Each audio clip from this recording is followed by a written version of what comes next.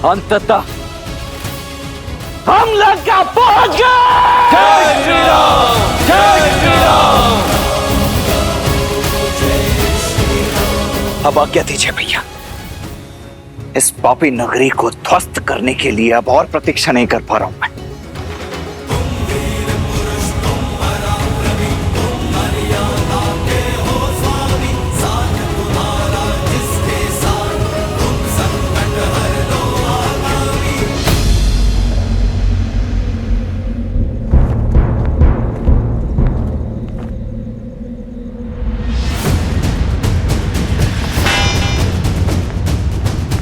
क्या हुआ?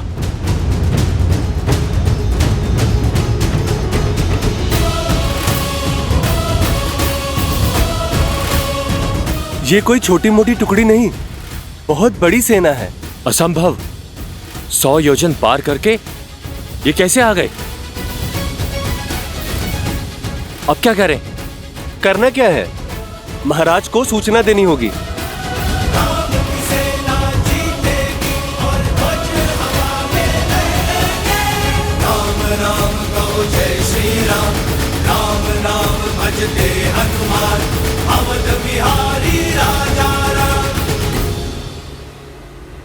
सीते में आ रहा, विवाह में दिया वचन निभाने, तुम्हारे अटूट प्रेम की आशा पूरी करने और लंका का मर्दन कर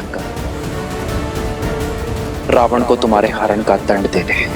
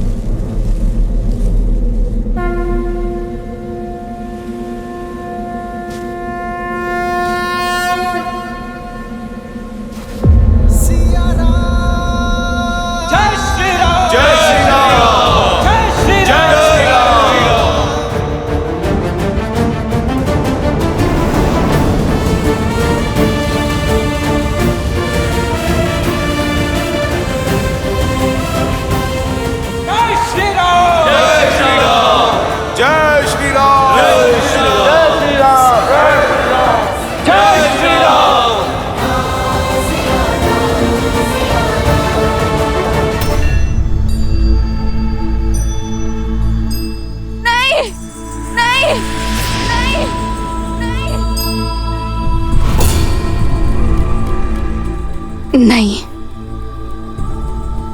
ये नहीं हो सकता। मेरे श्री राम मुझे छोड़ के नहीं जा सकते। ये कैसे हो सकता है? जो सामने है वो सत्य क्यों नहीं लग रहा? क्यों विश्वास नहीं हो रहा कि आप नहीं रहे, कि मृत्यु ने मुझे पहले नहीं चुना? क्यों देवताओं ने मुझे संकेत नहीं दिया? क्यों महादेव ने मेरा साथ नहीं दिया? क्यों मेरा मन मानने को सच नहीं है कि आप हैं? प्रत्यक्ष को प्रमाण की आवश्यकता नहीं होती सीता, अपनी नियति स्वीकार लो। समझ सकता हूं एक मनुष्य का छोटा सा हृदय इतना बड़ा शोक संभाल नहीं सकता, परंतु क्या करें, सत्य से मुक्त मोड़ नहीं सकते। नहीं, झूठ बोल रहे हो तुम। जब तक मेरे श्री राम के हाथ में धनुष है, काल भी उन्हें छू नहीं सकता। ये सत्य नहीं है, ये सत्य नहीं, ये सत्य नहीं है। तुम्हारे बंदी पिता झूठे, राम का कटा हुआ शीश झूठा, परंतु क्या यह भी झूठ है?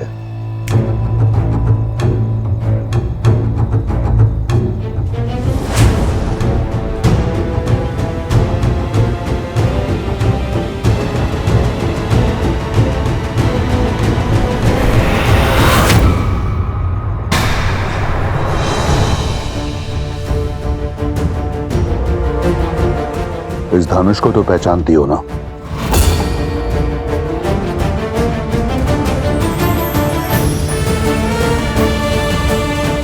ये तुम्हारे वनवासी का टूटा हुआ धनुष है, जिसके रहते तुमने कहा काल भी उसे छू नहीं सकता था। उसका शीश काटने से पहले ये धनुष काटा गया। नहीं! तुम्हारे ना मानने से सत्य नहीं बदलेगा सीता।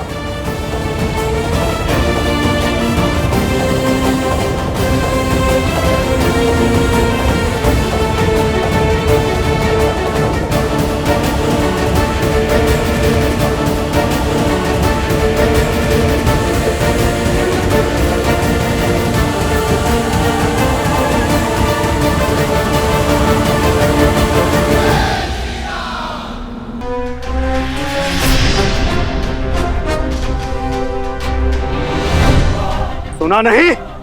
शत्रु द्वार पर है, महाराज को सूचित करो। जाओ। लंकेश को यह अशुभ समाचार देने का साहस किसमें है? जिसके मुख से अनिष्ट निकला उसका सर धड़ से अलग होना निश्चित है।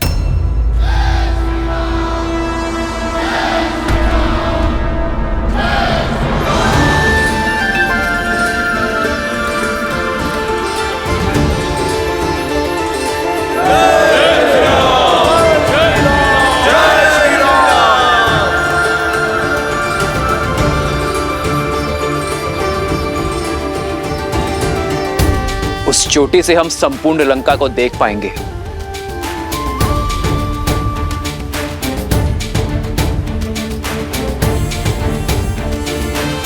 मुख्य सेनापति मेरे साथ चले। हम वही शिविर बनाना आरंभ करेंगे।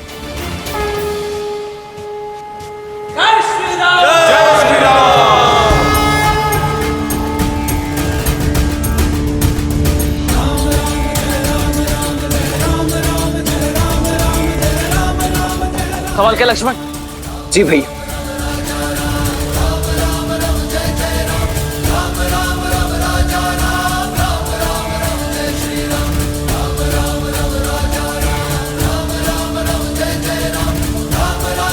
जय श्री राम, जय श्री राम, जय श्री राम, जय श्री राम, जय श्री राम।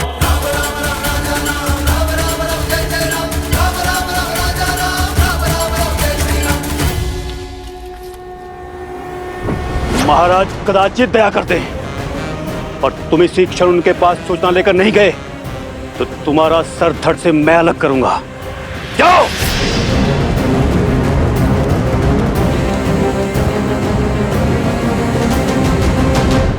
ज्ञानी व्यक्ति वो होता है जो दुख के बादलों के बीच छुपे आशा की किरण को पहचान लेता है। और तुम तो परम विदुषी हो। सोचो, तुम्हारे पति की मृत्यु के उपरांत तुम पतिव्रता धर्म से मुक्त हो, स्वतंत्र हो कि तुम लंका की पटरानी बनना स्वीकारो, ऐश्वर्य और सुख का जीवन जियो। मैं वचन देता हूं, तुम्हें इस जीवन में कोई दुख भोगना नहीं पड़ेगा। स्वीकारो, हम दोनों साथ मिलकर इस संसार पर राज करेंगे। मिथिला मेरे अधीन है और अयोध्या कुछ ही क्षण में पराजित होगी। इसलिए बंद करो ये व्यर्थ का विलाप और थाम लो मेरा हाथ।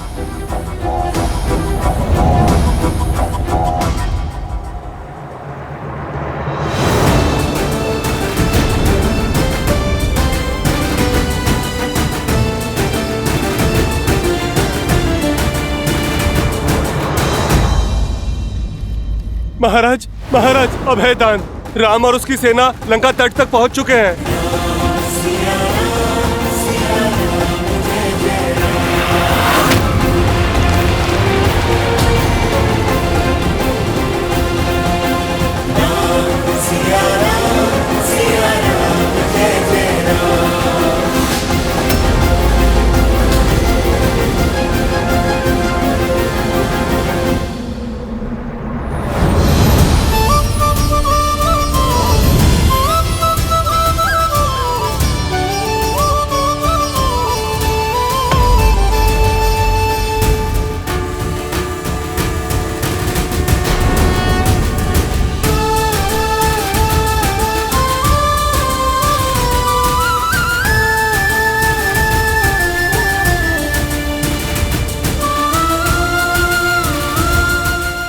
आशा का अंत नहीं हुआ है, तुम्हारी माया का अंत हुआ है रावण। आशा ने मेरा हाथ नहीं छोड़ा है, काल ने तुम्हारा पांव पकड़ लिया है और अब मुझे किसी आशा की आवश्यकता नहीं है, क्योंकि मेरे श्री राम आ गए हैं, क्योंकि मेरे श्री राम आ गए हैं। राम आया है परंतु लौट नहीं पाएगा। आज जैसे मेरी माया का अंत हुआ है, उसी प्रकार तुम्हारी आंखों के समक्ष तुम्हारे राम के प्राण हरूंगा मैं। राम लंका की ओर नहीं, अपनी मृत्यु की ओर अग्रसर हुआ है। संपूर्ण संसार देखेगा, वहां राम का रक्त बहेगा और यहां तुम्हारे आंसू। और रावण अपने वचन से कभी विमुख नहीं होता। कहां है राम? मैं भी तो देखूं। एक साधारण मनुष्य कौन सी सेना लेकर आया है?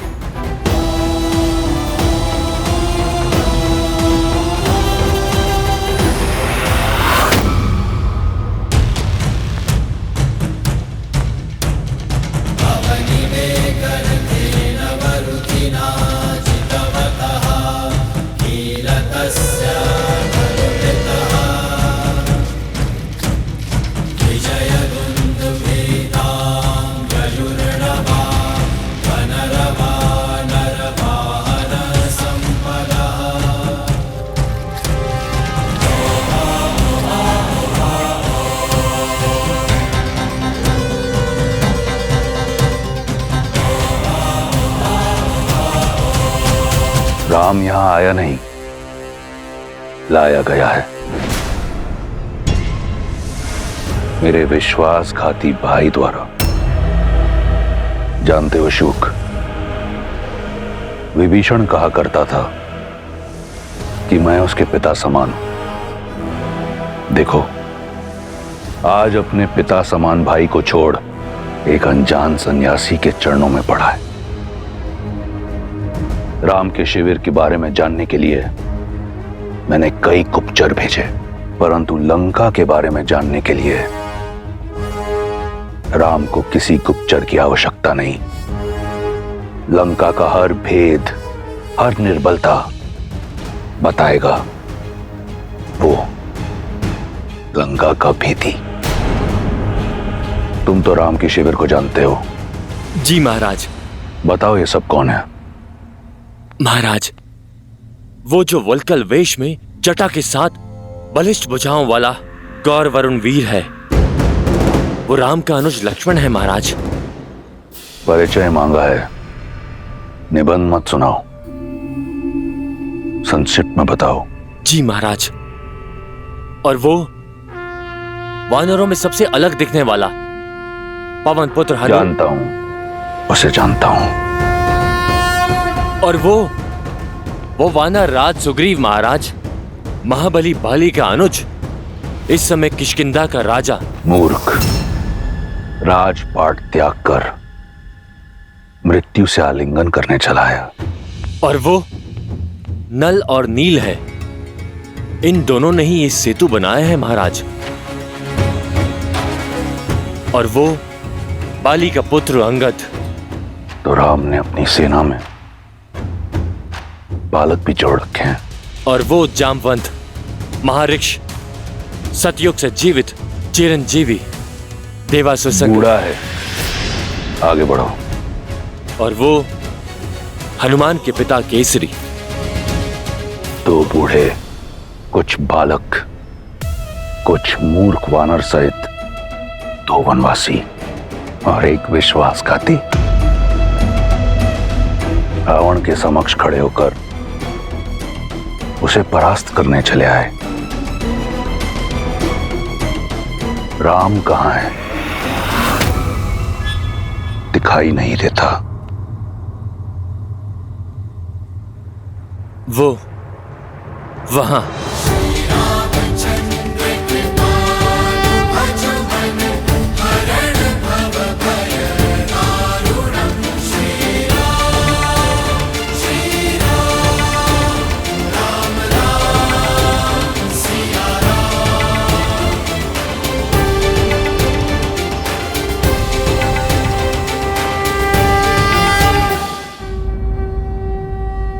वो रहे श्री राम। केवल राम।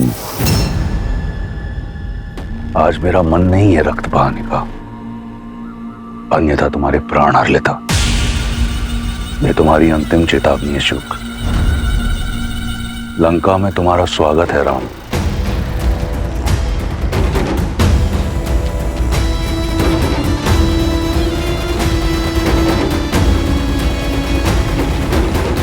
प्रभु, वो है मेरे भैया लंकापति दशानन रावण।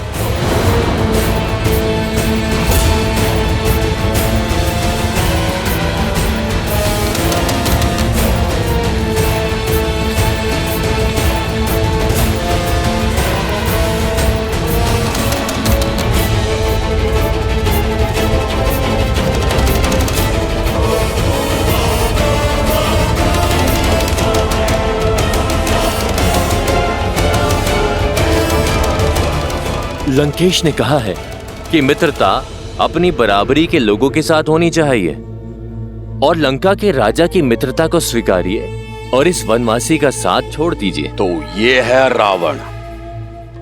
इसने मुझे प्रलोभन दिया ताकि जीवन पर वानर जाति पर कलंक लगे। इस पापी को जीने का कोई अधिकार नहीं है। मित्र रुको।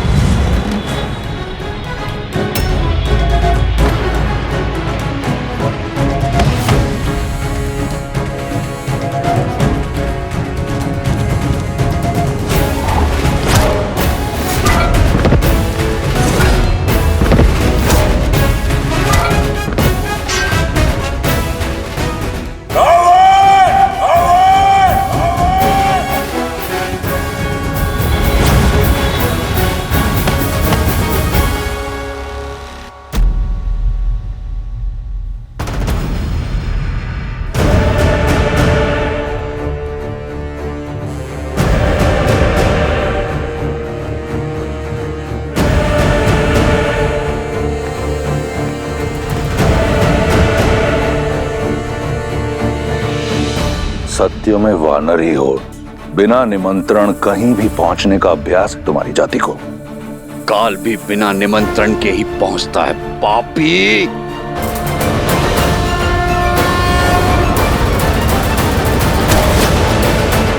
लगता है कि नियति चाहती है कि आज रक्त बहे। मरण आया प्रहार।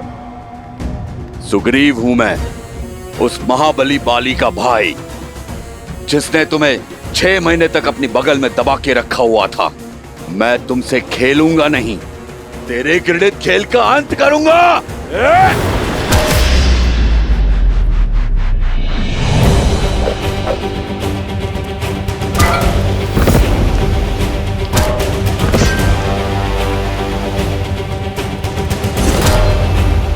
जय श्री राम।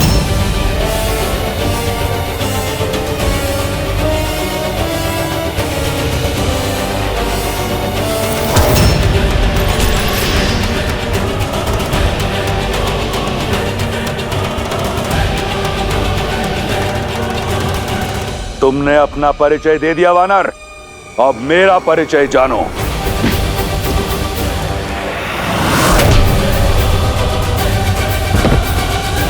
इन्हीं हाथों से कैलाश उठाया है इस दशानन ने।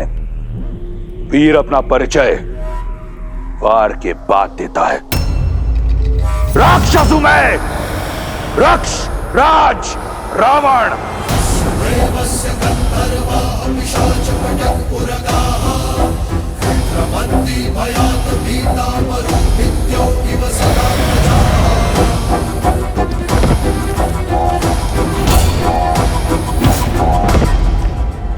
तुम भाली के ही भाई हो ना? लगता नहीं है। कायर सर्वदा दूसरे के बल का उदाहरण देता है। तुम्हारा भाई बाली सच में बली था, सर्वशक्तिशाली था, और तुमने उसे एक तुच्छ वनवासी की भेंट चढ़ा दिया, वो भी छल से। कायर हो तुम। अपनी माया से देवी सीता मैया को हरने वाले के मुख से छल की बातें अच्छी नहीं लगती। एक कायर मुझे वीरता का पाठ क्या पढ़ाएगा? बाली और किष्किंधा के साथ मेरी शांति की संधि थी वानर। नए राजा होने के नाते तुम्हें उसका सम्मान रखना चाहिए था।